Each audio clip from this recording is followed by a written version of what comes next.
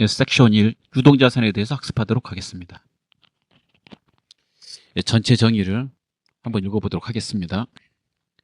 사용에 제한이 없는 현금 및 현금성 자산, 기업의 정상적인 영업주기 내에 실현될 것으로 예상되거나 판매 목적 또는 소비 목적으로 보유하고 있는 재고자산, 단기 매매 목적으로 보유하는 자산, 그 외에 보고기간 종료로부터 1년 이내에 현금화 또는 실현될 것으로 예상되는 자산이다. 다만 정상적인 영업주기 내에 판매되거나 사용되는 재고자산과 회수되는 매출 채권 등은 보고기간 종료로부터 1년 이내에 실현되지 않더라도 유동자산으로 분류하고 그 금액을 주소로 기재한다. 또한 장기 미수금이나 투자자산에 속하는 매도가능증권 또는 만기 보유증권 등의 비유동자산 중 1년 이내에 실현되는 부분은 유동자산으로 분류한다. 이게 일반 기업 회계 기준의 유동자산의 정의가 되겠습니다. 하나씩 보도록 하겠습니다. 첫 번째, 당좌자산입니다. 당좌의 뜻은 현금화할 수 있는 이런 뜻입니다. 그래서 당좌자산은 현금화할 수 있는 자산이다. 이렇게 정의하시면 되겠습니다. 내용, 판매 과정을 거치지 않고 보고기간 종료로부터 1년 이내에 현금화할 수 있는 자산이다. 중요한 내용은 보고기간 종료로부터 1년 이내라는 거죠. 그래서 보고기간 말은 다른 말로 보고기간 말, 보고기간 종료일은 다른 말로 보고기간 말, 기말을 의미합니다. 통상적으로 우리가 기말이라고 하면 12월 31일을 말합니다. 그래서 보고기간 종료로부터 1년 이내에 현금화할 수 있는 자산을 당좌자산이라고 한다.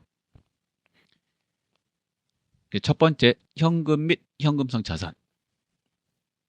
1번 현금, 2번 요구불예금, 당좌예금, 보통예금, 저축예금, 3번 현금성 자산. 이 세 가지를 현금 및 현금성 자산이라고 합니다. 이 현금 및 현금성 자산이라는 이름은 결산 시 제출용 재무상태표 작성할 때 외부로 제출하는, 외부로 보고하는 재무상태표를 작성할 때 쓰는 통합 계정입니다. 통합 명칭이죠. 그래서 그 보고서에는 현금, 요구불예금, 현금성 자산을 하나로 통합해서 표시합니다. 그러면 이 통합되어 있는 이 이름을 보면 이게 현금, 요구불예금, 현금성 자산을 한꺼번에 합쳐서 써놓은 거구나 이렇게 생각하시면 되겠죠. 첫 번째 현금은요, 계정 과목 이름인데 통화는 한국은행 돈을 말합니다. 지폐하고 동전. 그다음에 통화 대용증권, 이 통화 대신 쓰는 걸 말해요. 해당되는 내용은 자기압수표, 타임 발행 당좌수표, 가계수표, 송금수표, 예금자수표, 배당금 지급 통지표, 사채이자 지급표, 송금한, 우편한 증서, 일람 출급 어음 등을 말합니다.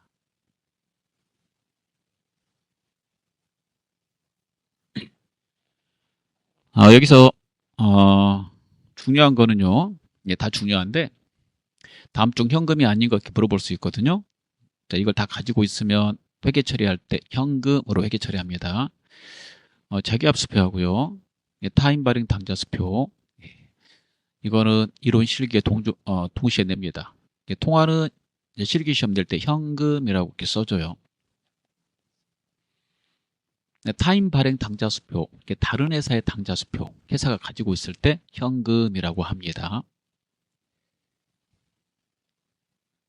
배당금 지급 통지표는 예전에 배당금을 이 통지표로 주고요, 이거 들고 은행에 가서 현금으로 받았습니다. 그래서 현금하고 똑같은 거죠.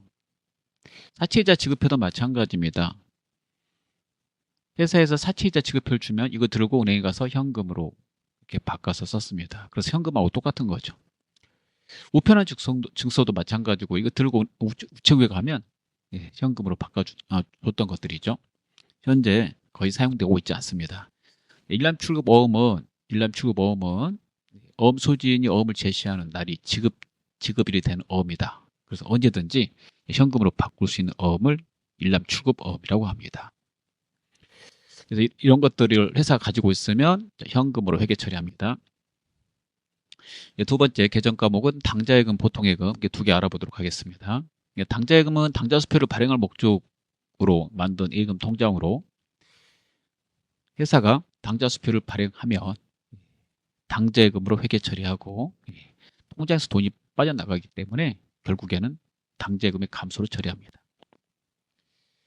중요한 거는 앞에서 배웠던 타인 발행 당좌수표는 다르죠. 저거는 이제 다른 회사가 발행한 당좌수표이기 때문에 당좌수표 소지는 그거 받았을 때 현금으로 처리하는 거죠. 현금의 증가로 처리한다.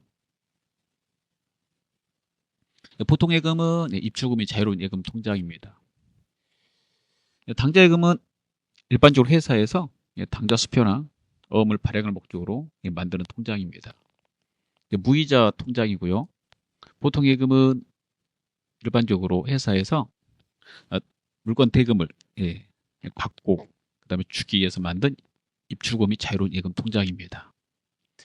둘의 차이는 보통 예금 통장은 이자가 좀 있는데 당좌예금 통장은 이자가 없고 그다음에 나머지 차이는 제가 말한 대로 수표나 어음을 쓰고 싶을 때는 은행에다 당좌예금 통장을 개설하고 쓰게 됩니다. 자, 여기서 이제 1년 또 한 번 더 설명해 볼게요. 이쪽 기적의 팁 한번 봐주십시오. 보통 이제 1년 이내에 이렇게 말하면 회계에서는요, 보고기간 종료일, 즉 보고기간 말, 기말을 기준으로 이제 말하는 것이기 때문에 다음 연도 말까지가 1년이라는 것을 알아두셔야 되겠습니다. 즉 우리 거 보고서 보는 사람, 우리 이해 관계자가 보겠죠. 그 사람 입장에서 1년 이내라면 언제일까요? 그 보고서 딱 보는 날부터 그 날짜, 거기 써져 있는 날짜 기준으로 1년을 보겠죠. 그래서 회계에서는 그 1년이 거래 시작일부터 1년이 아니라 보고 기간 말로부터 1년을 따진다는 거 알아두시기 바랍니다. 자, 현금성 자산을 보도록 하겠습니다. 현금성 자산은 큰 거래 비용 없이 현금으로 전환이 용이하고 이자율 변동에 따른 가치 변동의 위험이 경미한 금융상품으로서 취득 당시 만기가 3개월 이내에 도래하는 것을 말합니다. 제일 중요한 거는 얘는 기간을 계산할 때 취득일부터 계산한다는 거죠. 3개월 이내짜리 그러한 금융상품을 현금성 자산이라고 합니다. 현금하고 똑같다라고 그래서 현금성 자산 이렇게 이제 말을 하는 거죠. 우리가 1년 이내에 이렇게 말할 때는 보고기간 말부터 이렇게 따지는 거지만 3개월 이내에 현금성 자산에서 말하는 거는 취득일부터 따지는 것이기 때문에 둘의 차이를 좀 기억하셔야 되겠습니다. 이게 세 개의 자산이 있으면 결산 시에 외부용 보고서 작성할 때 이 통합된 이름으로 합쳐서 작성합니다. 그래서 이 이름도 알아두셔야 돼요. 회계 처리는 각각의 이름으로 처리해요. 현금, 당좌예금, 보통예금, 현금성 자산으로 장부에다가 이렇게 회계 처리합니다. 그래서 우리가 공부할 때는 저 계정으로 외우셔야 되겠습니다. 예제를 보겠습니다. 나라 상사의 제품 10만 원어치를 매출하고 대금은 동사 발행 당좌수표로 받았다. 그래서 제일 중요한 건 이제 이거겠죠. 동사는 나라 상사를 말해요. 같을 동자니까 동사라고 나오면 따라서 다른 회사를 말하겠죠. 다른 회사 당좌수표 받으면 현금이라고 그랬죠. 그래서 그 수표 보관하시고 현금 장부에 이렇게 쓰시면 되겠습니다. 자변의 현금, 자산의 증가죠. 제품 10만 원어치 팔았으니까 그 수익이니까 대변의 수익의 발생, 제품 매출을 쓰게 됩니다. 분계 공부는 계속 앞에서 공부한 대로 거래의 8요소하고 계정 과목 잘 유의해서 연습하시면 되겠습니다. 두 번째, 단기 투자 자산. 이것도 통합 계정입니다. 통합 명칭. 세 개를 합쳐서 부르는 말이에요. 단기 금융상품, 단기 매매증권, 단기 대여금. 결산 시 외부로 보고하는 제출용 재무상태표 작성할 때 쓰는 통합 계정이 되겠습니다. 첫 번째, 단기 금융상품은 다른 말로 단기예금이라고 그러는데요. 금융기관이 취급하는 정기예금, 정기적금 및 기타 정형화된 상품으로서 보고기간 종료로부터 만기가 1년 이내에 도래하는 겁니다. 보통 회계에서 1년 이내면 항상 앞부분 이 문구가 있다는 거 주의하시기 바랍니다. 회계 처리할 때는 이게 하나 이름 따로따로 했어요. 정기예금, 정기적금. 그래서 시험에 이렇게 나올 겁니다. 그러니까 단기 매매 증권은 단기간 매매 차익을 얻을 목적으로 취득한 유가증권을 말합니다. 유가증권이라 하면 주식과 사채 등을 말합니다. 사채 등은 사채, 국채, 공채를 부르는 말입니다. 단기간 시세 차익 목적으로 만약에 이거 샀다면 회계 처리 이름이 단기 매매 증권이라는 뜻입니다. 단기는 회계에서 일반적으로 1년 이내일 때 씁니다. 1년 이내. 그래서 단기 계속 나오죠. 이게 단기 이렇게 1년 이내 그러면 보고기한 종료부터 말하는 거고요. 그래서 주식을 샀는데 1년 이내에 처분할 거야. 1년은 다음 연도 말까지라고 그랬죠. 그러면 단기 매매증권 처리한다 이런 뜻입니다. 단기 매매증권을 취득하게 되면 그 금액을 취득 시의 그 시가 공정가치로 기록하도록 되어 있습니다. 공정가치 같은 말로 시가 공정가액이라고 합니다. 시장에서 형성된 금액 그걸 우리가 시가라고 그러죠.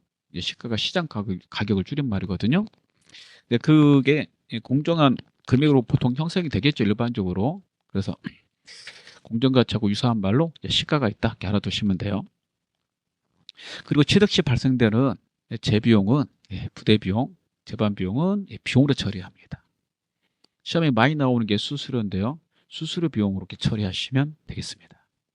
해당되는 비용은 일반적인 회사에서는 영업의 비용으로 처리하셔야 돼요. 이게 중요합니다. 영업의 비용. 프로그램 사용하실 때는 영업의 비용에 수수료 비용을 고르셔야 됩니다. 그래서 비금융권이라고 되어 있죠. 금융권에서는 즉 증권회사를 이제 말하는 건데 일반적으로 그 증권회사에서 혹시 이러한 주식을 샀다 그러면 걔네들은 그 주식이 자기들의 상품이기 때문에 그럴 때는 판매비와 관리비로 처리합니다. 비용으로 처리하는 건 둘 다 똑같죠. 자, 유가증권 앞에서 주식과 사채 등을 말한다고 그랬는데 유가증권 주식과 사채를 사면 계정 과목 이름이 총 4가지가 있습니다. 그 중에서 첫 번째 단기 매매증권은 방금 말한 대로 단기간 매매 차익을 얻을 목적으로 단기는 1년 이내라고 그랬죠. 주식이나 사채 등을 샀을 때 말하는 거고요. 주식을 다른 말로 여러분 지분증권이라고 그래요. 알아두셔야 되고 그 다음에 사채, 국채, 공채 등을 채무증권이라고 그럽니다. 1년 이내에 혹시 매매 차익 목적으로 샀다 그러면 단기 매매증권 이렇게 되면 당좌자산으로 분류합니다. 우리가 당좌자산 공부하고 있죠. 근데 만기까지 보유할 목적으로 샀다. 만기 주식에는 만기가 없고요. 사채, 국채, 공채 등이 만기가 있어요. 사채 등이 만기가 있는데 보통 통상적으로 만기는 사채 등이 1년 이상이거든요. 그래서 만기까지 보유할 사채 등을 샀다 그러면 만기 보유증권으로 회계 처리합니다. 만기 보유증권으로 회계 처리하게 되면 투자자산으로 분류합니다. 다만 앞에 유동자산의 정의에 있었듯이 이 만기까지 보유할 목적으로 가지고 있는 사채가 만기가 1년 이내밖에 안 남았다라고 그런다면 그럴 때는 유동자산으로 분류를 해요. 즉 유동자산의 당좌자산으로 분류합니다.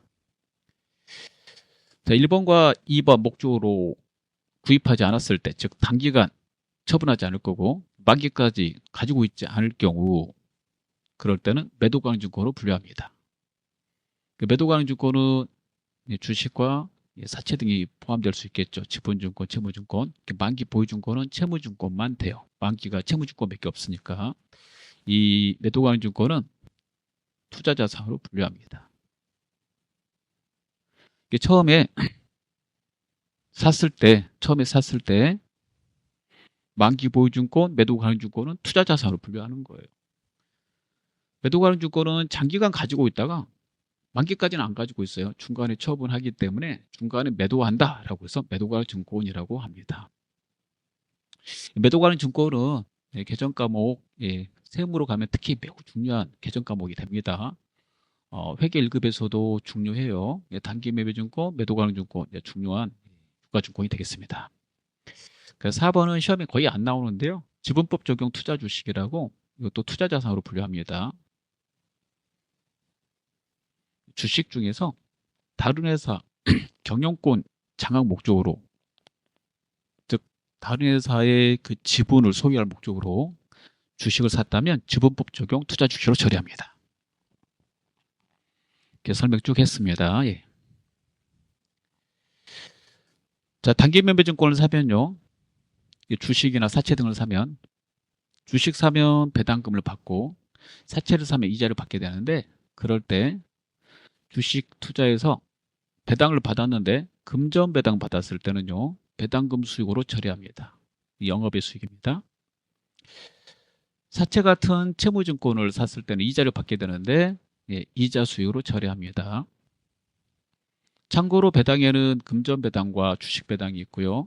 금전 배당은 배당금 수익으로 처리하지만 주식 배당의 경우에는 받았을 때 회계 처리를 하지 않아요. 다만 받은 주식의 수량과 단가를 주식 관리 장부에다가 까먹지 않도록 기록을 해 놓습니다.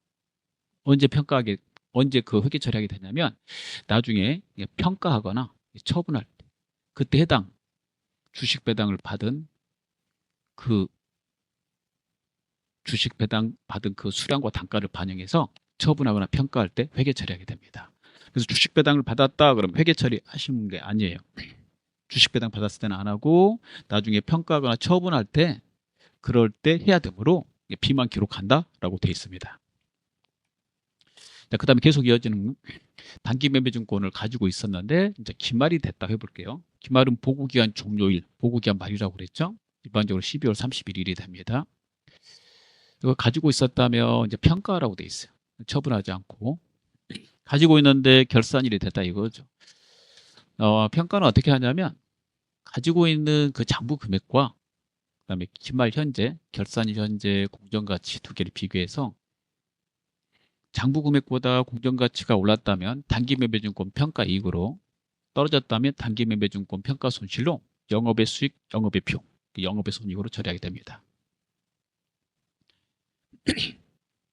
특별한 경우가 아니면 평가이익과 평가손실, 다른 회사의 주식을 가지고 있으면 어떤 건 평가이익이 발생되고 어떤 건 평가손실이 발생되는데 서로 상기하지 않고 각각 총액으로 기록하라고 되어 있고요.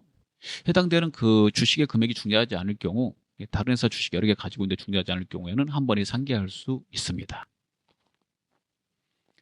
평가는 처분하는 게 아니니까요. 평가에서 발생되는 이 수익과 비용은 미실현 수익 비용이라고 합니다. 미실현, 그래서 손익이라고 하죠. 미실현, 실현은 안 됐는데 주가가 오르고 떨어진 것에 대해서 평가했다라고 그래서 단기 매매증권을 가지고 있으면 기말에 평가해야 되는구나, 이렇게 알아두시면 되겠습니다. 그 다음에 이제 필요 없으면 이제 처분하겠죠. 처분할 건데 처분할 때는 수수료 등이 또 발생됩니다. 취득할 때의 수수료는 비용 처리한다고 그랬죠. 근데 처분할 때 그 수수료는 처분이익, 처분 손실에 반영해서 처리해요. 첫 번째, 비싸게 만약에 팔았다면요, 단기 매매증권 처분 이익으로 처리하고, 싸게 팔았다면 단기 매매증권 처분 손실로 처리합니다. 보통 이제 처분하게 되면 기말을 거쳐서 처분할 수도 있고 그 전에 처분할 수도 있죠. 단기 매매증권 취득해서. 만약에 기말을 거쳐서 처분했다고 한다면 기말의 그 공정가치가 평가를 통해서 장부 금액이 되므로 그 금액과 기말의 그 공정가치와 처분했을 때 금액을 비교해서 처분이익, 처분 손실을 따지는 거고요. 기말 전에 만약에 처분했다 그러면 장부 금액과 처분 금액을 따져서 처리하면 됩니다. 그래서 그렇게 처리해요. 처리하실 때 이제 수수료 등이 발생되면 처분 금액에서 차감하는 건데 여기 좀 봐두셔야 됩니다. 왼쪽에 처분 시에 발생되는 수수료는 이거 나오면 많이 틀리니까 잘 봐두셔야 돼요. 만약에 비싸게 팔았다면 단기 매매증권 처분 이익에서 빼서 회계 처리하고요. 그래서 수수료 비용 처리하시면 안 돼요. 샀을 때는 수수료 비용 맞아요. 근데 만약에 싸게 팔았다면 그 수수료는 장부 금액 이하는 장부 그대로 팔거나 장부가 그대로 팔거나 더 작게 팔았을 때, 그럴 때는 그 수수료는 단기 매입증권 처분 손실로 처리합니다. 이렇게 다시 한번 머릿속에 집어넣으시면 되겠어요. 자, 예제를 보도록 하겠습니다. 단기 매매를 목적으로 주식회사 한국의 주식 10주를 한 주당 5,000원에 구입하고 거래 수수료 천원과 함께 현금으로 지급하였다. 이때 수수료는 이렇게 수수료 비용으로 처리합니다. 근데 처분했을 때는 이렇게 안 하고 이렇게 한다는 거 꼭 알아두셔야 되겠습니다. 두 번째 단기 대여금은요. 예, 돈을 대여했는데 예, 회수기일이 1년 이내에 도래해야 할 때입니다. 보시고 넘어가면 되겠습니다. 자, 매출채권으로 넘어가겠습니다. 매출채권도 통합 계정입니다. 결산시 보고서 작성할 때 제출용, 외부용 보고서는 이렇게 통합해서 표시하는데요. 두 개 계정을 통합하고자 할 때 씁니다. 매출하고 받을 돈이니까 매출하고 받을 돈, 상품 제품 판 걸 말해요. 두 가지밖에 없어요. 외상 매출금 받으러. 상품 제품을 외상으로 팔고 약정서 썼다 그러면 그때 외상은 외상 매출금으로 회계 처리합니다. 물론 당좌자산이니까 1년 내 회수가 돼야 되겠죠. 받으러은 그 어음의 만기가 1년 이내일 때 어음을 받았는데 상품 제품 팔고 상품 제품 파는 것을 일반적인 상거래라고 그래요. 상품 제품은 재고자산이죠. 재고자산 팔고 받아야 될 돈. 재고자산 팔면 우리가 매출로 처리하거든요. 매출하고 받아야 될 돈이다. 그래서 매출채권이라고 합니다. 받을 때 가끔씩 선일자 수표, 당좌 수표 받았다 이렇게 나올 수 있는데요. 당좌 수표 받으면 물건 팔고 받으면 현금이지만 그 당좌 수표가 미래 날짜로 발행된 수표가 있어요. 그런 거는 당좌 일반 당좌 수표처럼 회계 처리하지 않고 이런 걸 이제 선일자 수표라고 그래서 발행일이 미래 날짜니까 당좌 수표를 발행한 날부터 원래 이제 현금으로 바꿀 수 있는데 미래 날짜로 발행됐으니까 그날까지 기다려야 되거든요. 이런 경우에는 그 수표는 상품 제품 파면 받으러 그렇지 않으면 미수금으로 처리한다. 그런 내용이 되겠습니다. 그 다음 외상배출금은요. 외상배출금 계산하는 게 잘 나와요. 그래서 외상배출금 계산하는 거 1호 문제 잘 나온 거 꼭 알아두시기 바랍니다. 외상배출금 계산이 이렇습니다. 기초 외상배출금 잔액 작년에 회수 못한 외상배출금 2월 돼서 넘어온 거 그 잔액에다가 단기 외상으로 판 거에서 외상배출금 회수액 빼고 그다음 외상으로 팔았는데 물건 해자로 반품되거나 깎아준 거, 그다음에 약정에 따라 깎아준 건 빼고요. 그다음에 물건 팔았는데 거래처가 파산 등으로 인해서 거래처에서 무슨 일이 생겨가지고 파산돼가지고 또는 뭐 사장님이 사망되거나 그런 걸 이제 대손이라고 그러는데 그래서 못 받게 된 금액, 그걸 대손 처리된 금액이라고 그래요. 자, 그거 뺀 금액이 기말 외상 매출금 잔액이 됩니다. 꼭 알아두셔야 되겠습니다. 계산하라고 나옵니다. 자, 어음의 배설을 보겠습니다. 자, 어음. 요즘에 그 종이로 된 어음은 거의 쓰지 않고요. 전자어음 쓰고 있는데 종이로 된 어음은 우리가 흔히 약속어음이라고 그래요. 어음 표면에 약속어음 돼 있으니까 이 약속어음이든 이제 전자어음이든 간에 약속어음이든 전자어음이든 간에 해당되는 어음을 상품 제품 팔고 받았다. 근데 1년 이내다. 그럼 이제 받으러 이렇게 처리한다는 거고요. 상품 제품이 아닌 것을 팔고 받았다. 그럴 때는 우리가 다음에 배울 미수금입니다. 미수금도 미리 한번 확인할게요.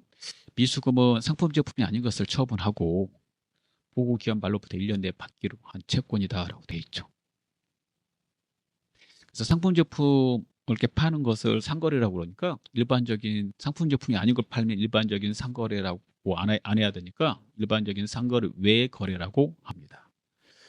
여기에서 당연히 돈을 나중에 받기로 이렇게 약정서 썼다 그러면 그건 미수금이고요. 어음 받았어요. 그래도 그 어음도 미수금으로 처리해야 된다 이겁니다. 그래서 같이 비교해서 알아두세요. 어음 나오면.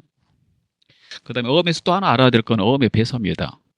어음은 가지고 있다가 이제 만기가 되면 이제 뒤에다가 이제 펜을 들고 배서해서 은행에다 넘기기 때문에 어음의 배서라고 합니다. 자, 첫 번째. 어음은 만기가 되면 자, 은행에다가 어음을 제시하고 추심료를 지급하고 제시할 때 뒤에다 배서해요. 그래서 추심이임 배서라고 하거든요. 추심료 지급하고 대금을 회수하게 되는데 그 추심료 어음 대급 지급이 가능한지 은행에서 우리가 준 어음을 은행 직원들이 보고 가능한지 확인한 다음에 대금을 입금하는 거에 대한 서비스 이용료거든요. 그래서 이 추심료를 수수료 비용으로 처리해요. 그래서 추심료가 발생했다 그러면 수수료 비용으로 처리합니다. 그래서 추심료 주고 그 다음에 어음 대금이 통장으로 이제 입금되겠죠. 그러면 이제 그 어음은 장부에서 빼게 돼요. 근데 만기까지 기다렸을 때는 이렇게 하면 되겠지만 만기까지 기다리지 않고 가지고 있던 다른 회사의 어음을 우리가 뒷면에다 배서해서 양도할 수도 있죠. 이럴 때는 양도하는 시점에서 해당되는 어음상의 권리가 상대방한테 넘어가기 때문에 장부에서 즉시 소멸시켜야 됩니다. 소멸시킨다는 것은 받을 어음을 차변에서 대변으로 옮겨서 없앤다는 뜻이에요. 그 다음에 어음의 할인은요, 만기까지 가지고 있는 게 아니라 중간에 회사의 자금 사정이 나빠졌을 때 보통 중간에 은행에다 어음을 제시하고 어음을 깨는 걸 말합니다. 이를 할인이라고 그런 이유는요, 중간에 어음을 해약함으로 인해서 어음의 기간이 남아있잖아요. 그 남은 기간만큼 이제 할인료를 제하고 돈을 받는다고 해서 어음의 할인이라고 그래요. 할인료는 다음과 같이 계산합니다. 시험 볼 때는 할인료 써줘요. 이 할인료에 대해서 회계 처리하실 때 어음에 대한 소유권을 매각하고 할인을 했다면 그때 할인료는 매출채권 처분 손실로 처리합니다. 영업의 비용입니다, 여러분 익히죠. 근데 매각하지 않고 어음을 담보로 잡히고 그 다음에 대금을 만약에 받았다면 어음을 담보로 잡았기 때문에 은행에다 어음을 갖다가 담보로 잡히고 돈을 미리 당겨서 쓰는 거다, 빌린 거다라고 그래서 차입 거래라고 그래요. 그럴 때 할인료는 빌린 거니까 이자 비용으로 처리합니다. 시험 볼 때는 이제 매각 거래로 많이 나오니까요.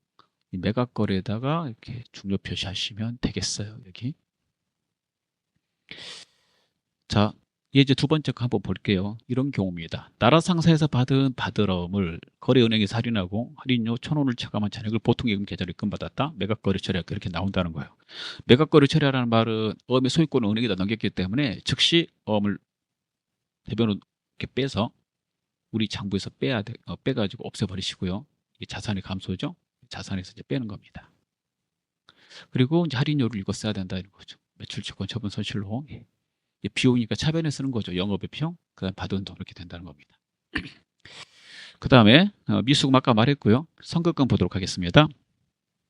나머지 당좌자산입니다. 선급금은 물건을 우리가 구입하기로 하고 미리 준 계약금 등을 선급금이라고 합니다.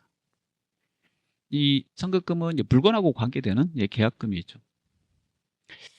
자, 그래서 왜 자산이 되냐라고 그런다면 나중에 물건을 받을 권리를 가지고 있으니까 자산이 됩니다. 자산이라면 재화와 채권인데 선급금은 채권에 해당이 되죠. 미수금도 채권이고 외상배출금 채권, 받으러움도 채권입니다. 자, 이 계정은요, 해당되는 물건을 나중에 받으면 사라집니다. 받을 권리가 이제 물건을 받으면 사라지기 때문에 그때까지 그래서 쓴다고 그래서 임시 계정이라고 그럽니다. 그래서 우리가 계약금을 지급했다라고 이제 그러면요, 이렇게 선급금으로 처리하는 거예요.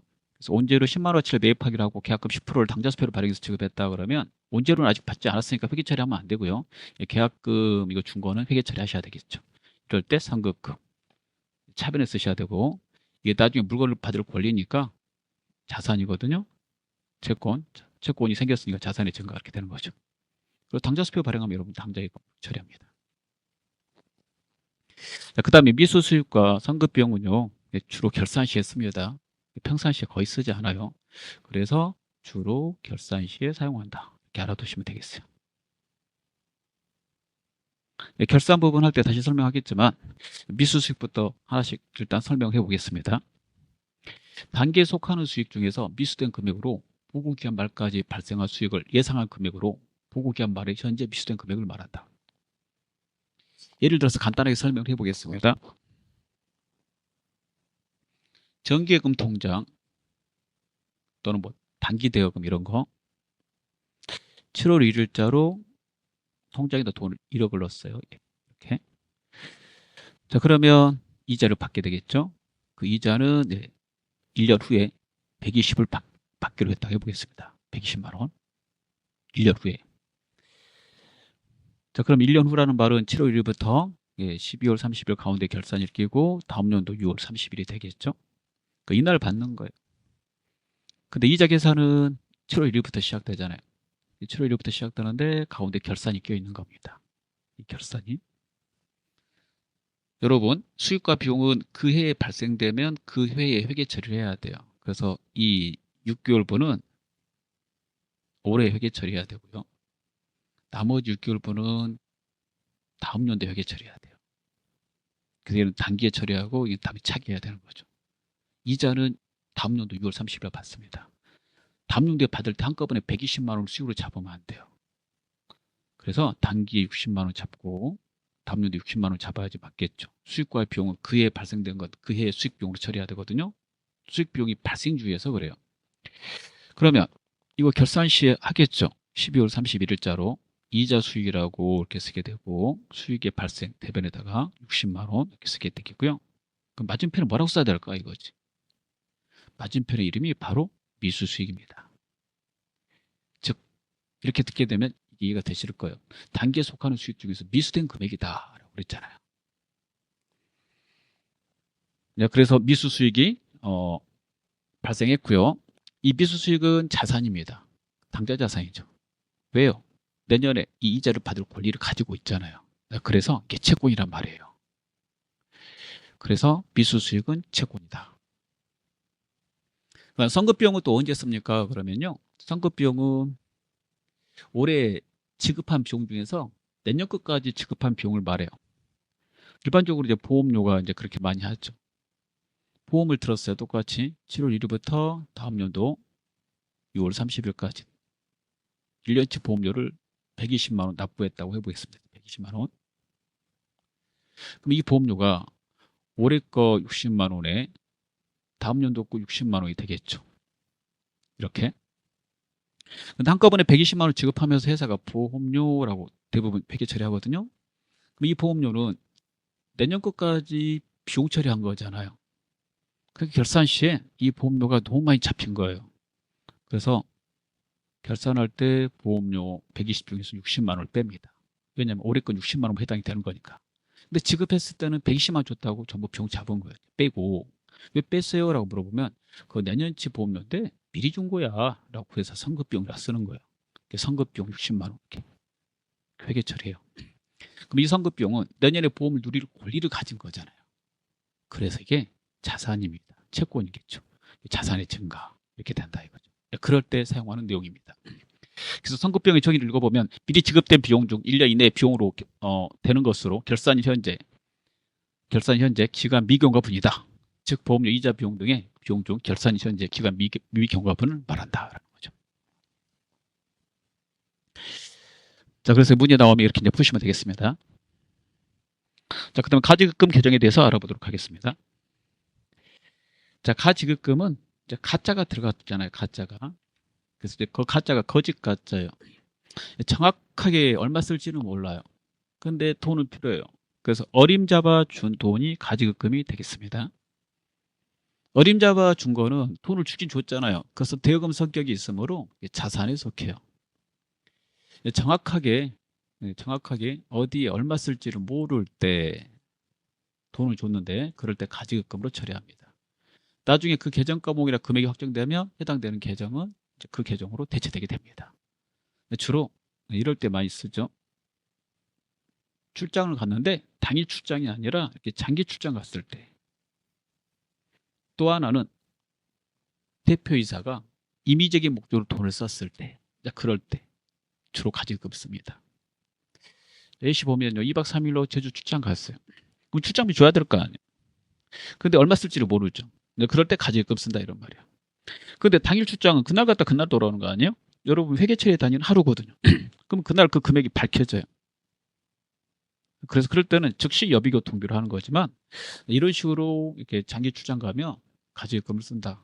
그럼 언제 이거 없어질까요? 그러면 출장 갔다 돌아오면 없어지겠죠. 그래서 이게 없어지잖아요. 이게 두 번째 거 보면 여비교통비로 하고 가지급금 사라진 거 알 수 있습니다. 자, 그 다음에 선납세금 보겠습니다. 선납세금은 우리 전산회계 1급 하고 있는 거거든요. 예, 우리 회사가 법인입니다. 우리 법인이 이자 받을 때 세금 떼고 받아요. 자, 그럴 때 그 세금 온천징수된 세금이라고 그럽니다. 법인에 대해서 온천 징수된 그 이자에 대한 세금하고, 그다음에 법인은 중간에 세금을 내는데 8월로 내거든요. 그 세금이 올해 소득에 대해서, 올해 법인 소득에 대해서 이제 미리 내는 세금이에요. 법인세는 원래 다음 연도에 내는 건데 이렇게 미리 내라고 하고 있습니다. 세법에서. 그렇게 미리 내 이 법인세하고, 그다음 이자 받을 때 이렇게 세금 떼고 받은 거, 그럼 그 뗀 세금은 미리 낸 세금이라고 해서 선납세금으로 처리하고요. 자산 처리합니다. 왜 자산이 되냐면 이 낸 세금은 다음 연도 법인세 신고할 때 안 내도 되잖아요. 이거 미리 냈기 때문에 내지 않을 권리를 가지게 된 거죠. 그래서 자산 처리한다. 이 개정 언제 없어지냐면 결산 시에 이제 법인세 정리하면서 사라지게 됩니다. 그럼 이거 외에도 또 부가세 대급금이라는 것도 있어요. 전산회계 1급을 공부하면 이제 부가세까지가 시험법에 포함돼서 부가세가 나오게 되는데, 물건을 사실 때 부가세 포함해서 사거든요. 그 부가세는 우리가 사업상 그 물건이 필요해서 산 거다 그러면 부가세 신고할 때 빼줍니다. 그래서 그 부가세를 그래서 부가세 대급금으로 처리하고, 나중에 부가세 신고하면 돌려받을 돈이기 때문에 자산 처리해요.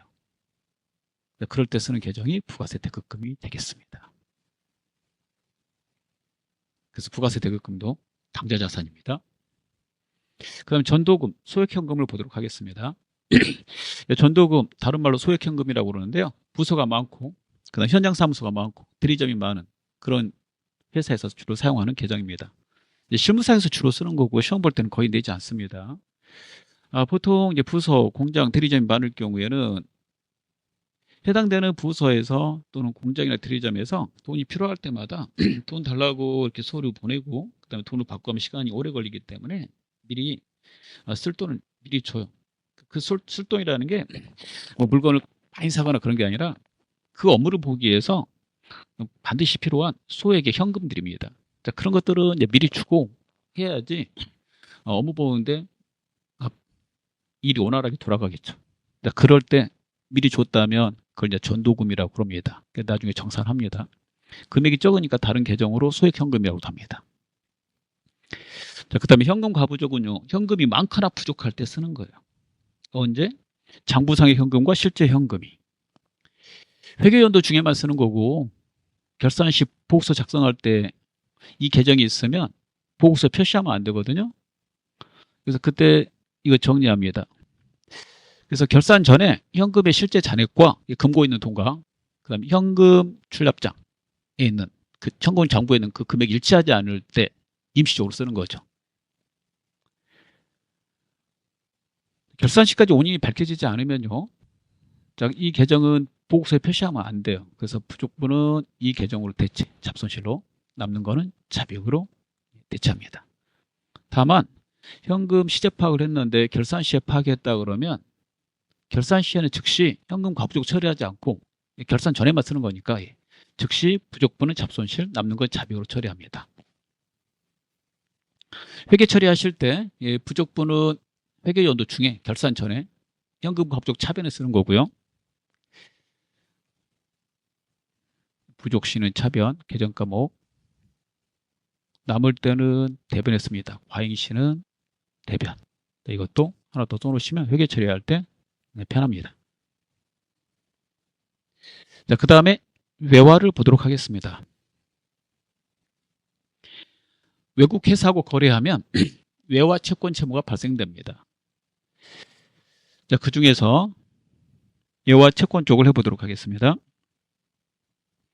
외국 회사하고 거래했는데 외상으로 거래했어요.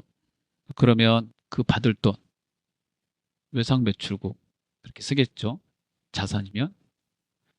근데 우리가 물건을 팔지 않고 사왔어요. 그게 이제 재고 자산이면 외상 매금합니다. 자, 그럴 때 거래 금액은 거래할 때 환율로 처리하면 돼요. 최초 거래할 때. 자, 두 번째, 그 외화 외상 매출금이나 받아야 될 돈이나 또는 외화 외상 매입금 갚아야 될 돈이 발생했다면, 두 개는 이제 반대입니다. 자, 우리는 지금 외상 매출금에 좀 맞춰서 하고 있어요. 자산 쪽 공부하면서 그냥 같이 하시면 되겠어요. 평가라고 되어 있어요. 외상 매출금 금액을 평가한다는 말은 우리가 외화를 1,000달러치 수출했습니다.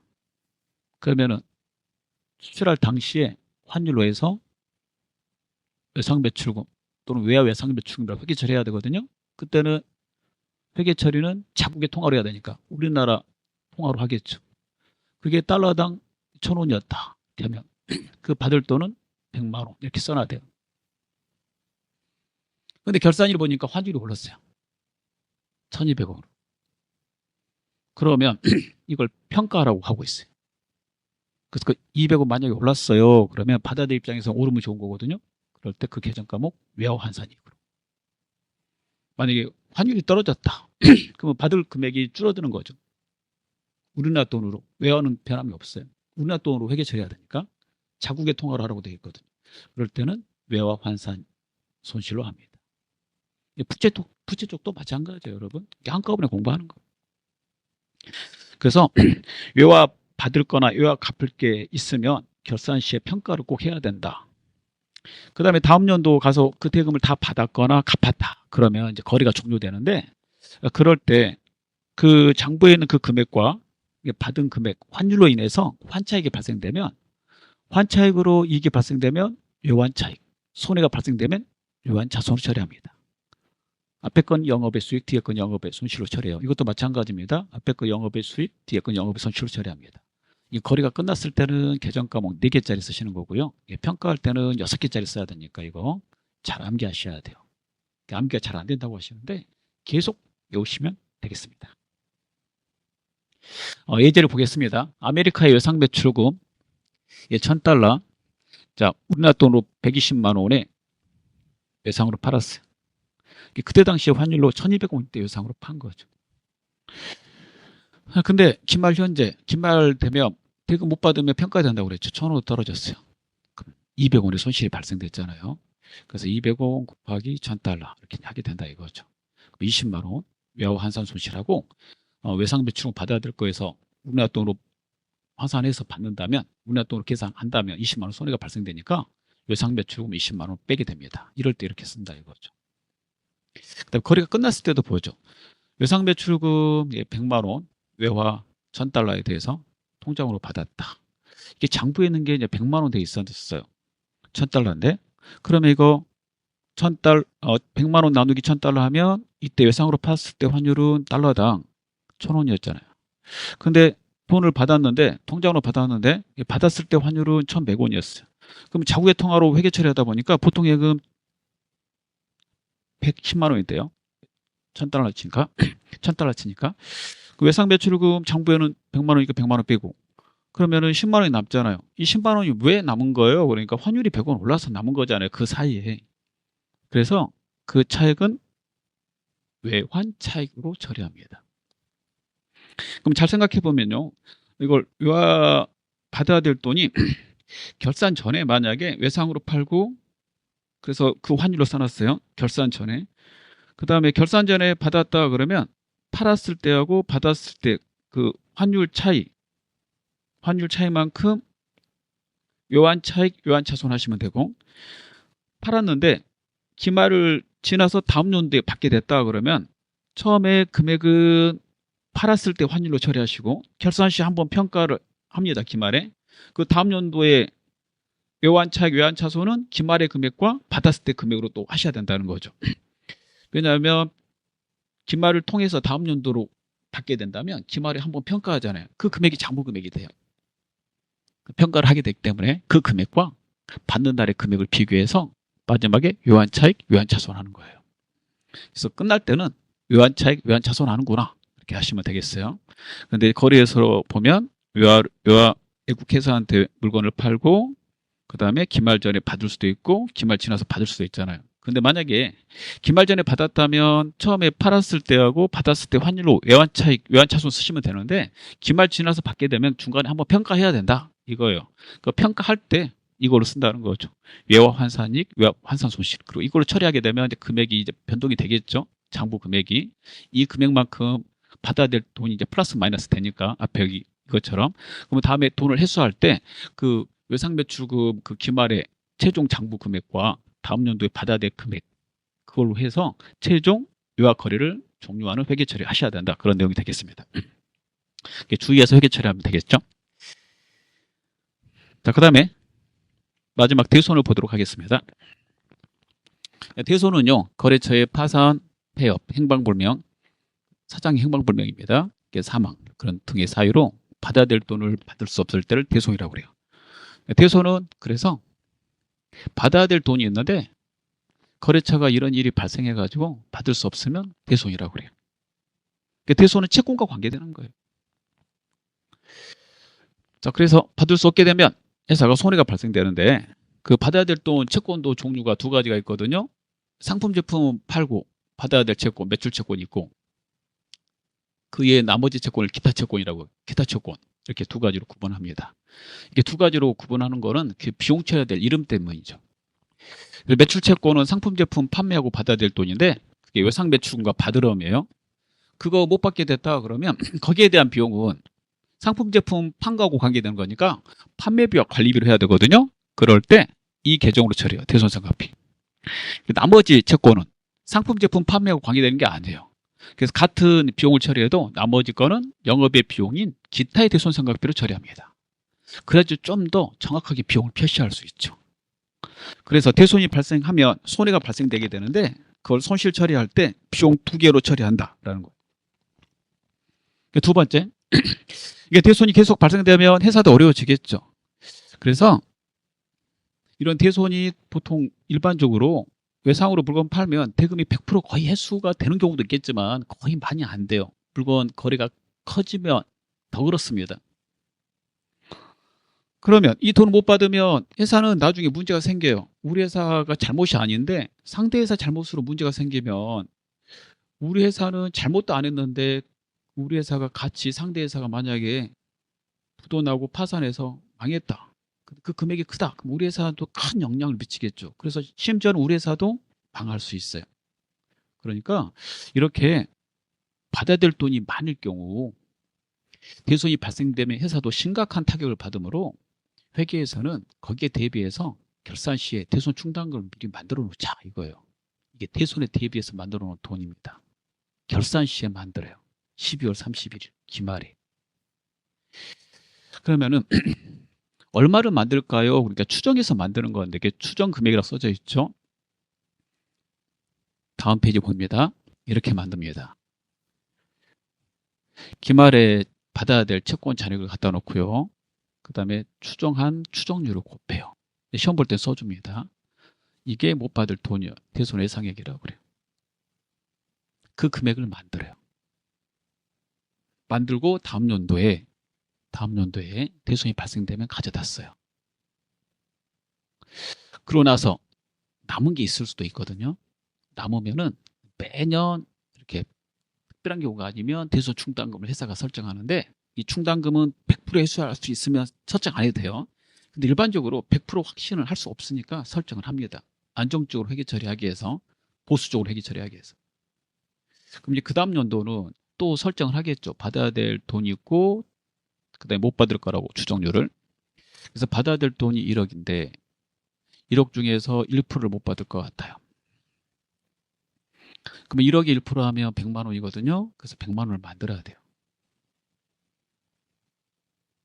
근데 그 전년도에 대손 설정에서 쓰고 남은 충당금이 있다 해봐요. 10만 원 가지고 있어요. 충당금 만들어 놓은 거는 다 쓸 수도 있고 남을 수도 있어요. 추정해서 만들다 보니까. 그래서 만약 10만 원 남았다 해봐요. 남았다면 100만 원 만들면 되는데 10만 원이 남아있으니까 얼마만 설정하면 될까요? 90만 만들면 되잖아요. 그런 방식으로 이렇게 설정을 하는데 이걸 보충법이라고 그래요. 가지고 있는 거 있으면 그걸 빼고 나머지를 보충한다라고 그래서 그런 식으로 해서 이렇게 설정할 금액을 계산하게 됩니다. 그래서 설정의 공식 알아두셔야 되겠어요. 다음과 같이 그래서 설정한다. 그 다음에 회계 처리 보도록 하겠습니다. 대손충당금 잔액이 없을 경우, 이 대손충당금 잔액이 없을 때, 예. 자, 그런 경우에 회계 처리는 차변의 대손상각비, 대변의 대손충당금으로 처리합니다. 왼쪽에 보시면 매출 채권일 때 차변의 대손상각비로 처리하고요. 그 이유는 이제 판매비와 관리비로 처리하기 위해서 그러고, 기타 채권은 기타의 대손상각비로 차변에 처리합니다. 실제 대손이 발생되는 게 아닌데, 대손이 발생된 것처럼 차변의 대손상각비 비용의 발생 처리하는 거고요. 대변의 대손충당금은 이거 자산이거든요. 대변이니까 자산의 감소입니다. 잔액이 없으니까 전액을 처리하겠죠. 예상액 전액을 하는 거고, 만약에 잔액이 있다면 그 잔액을 뺀 거, 예를 들어서 100만 원 만들 건데 10만 원이 남아 있다. 그럼 이제 빼면 이제 90이잖아요. 그럴 때 이제 90 회계 처리 두 개 이제 똑같은 거예요. 그럼 여기서 대손이 발생 안 됐는데 왜 비용 처리합니까? 라고 물어볼 수 있는데요. 이 해당되는 채권이 올해 매출에 대해서 발생된 채권이죠. 그럼 올해 수익 처리했을 거 아니에요? 상품 매출, 제품 매출로. 그 매출 내기에서 발생된 비용은 매출이 있는 해에 비용 처리해야 된다라고 돼 있어요. 그래서 실제 대손이 발생되지 않았지만 충당금을 만들 때 비용으로 처리하는 거고요. 그 다음에 이 해당되는 충당금은 그만큼 못 받을 거니까 자산에서 감소를 해야 돼요.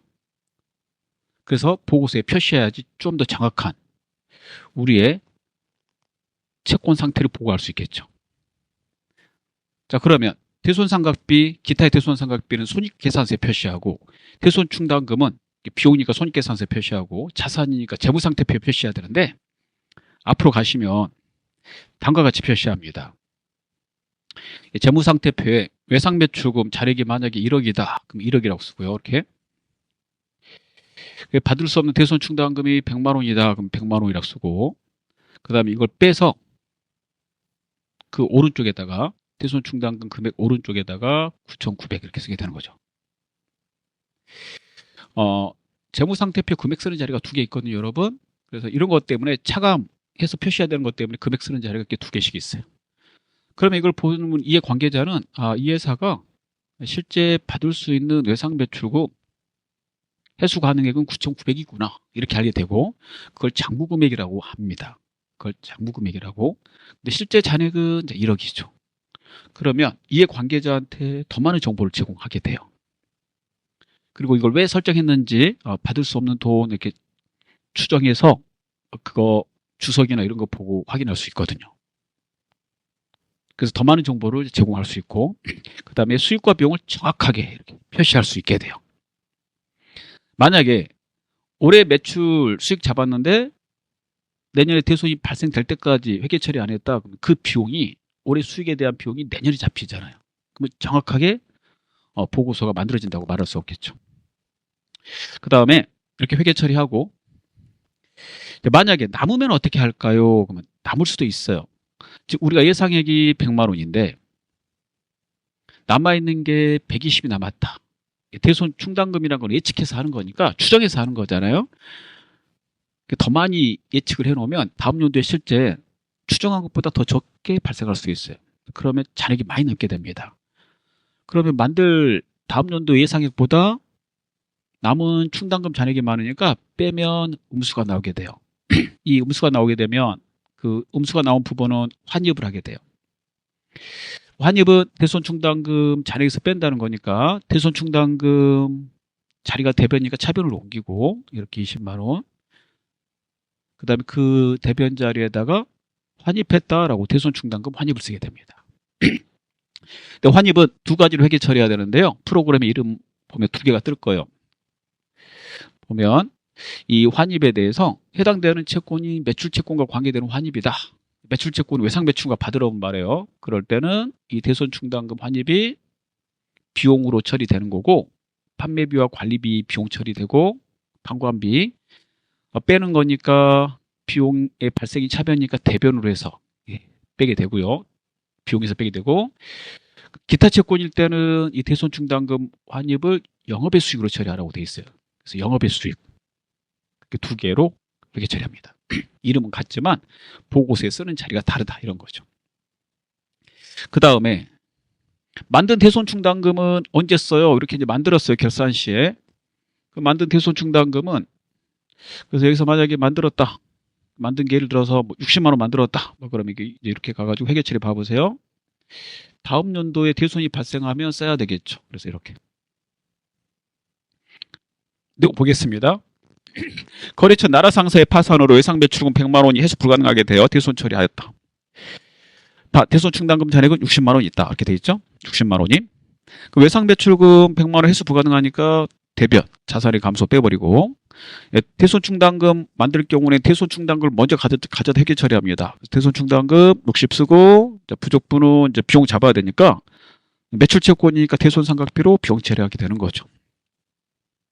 그래서 대손이 발생되면 대손충당금을 설정할 경우 얘를 먼저 가져다 쓰고 나머지 부족분은 비용 처리하게 됩니다. 만약에 설정 안 했다면 비용 처리가 100만 원 될 뻔했는데 설정을 함으로 인해서 비용 처리가 더 적게 돼서 회사의 손실이 더 적게 잡히게 되는 거죠. 그럼 회사의 재무 상태도 좀 더 안정적으로 될 거예요.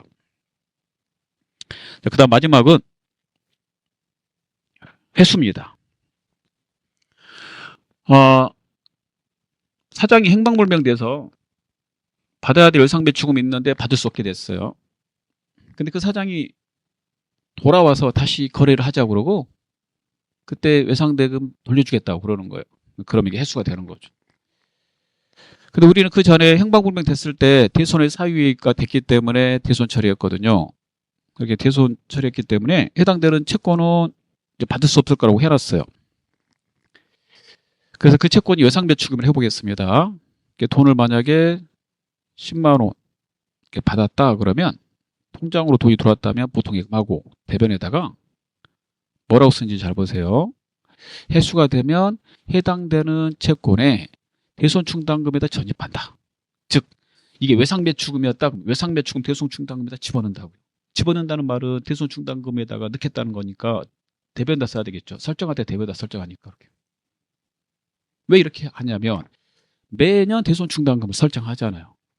그래서 만약에 회수된다면 대손충당금 계정에다 전입을 해서 그 해에 결산시에 대손충당금 설정할 때 더 적게 설정하면 된다. 회수된 금액이 있으니까. 그렇게 하자는 거죠. 그래서 회수가 되면 대변에 대손충당금 써야 된다는 거. 이게 제가 별표하는 자리 잘 보이죠? 예, 이렇게. 중요한 내용이 되겠습니다. 마지막 거. 자, 여기까지 하도록 하겠습니다. 수업을 마치겠습니다. 감사합니다.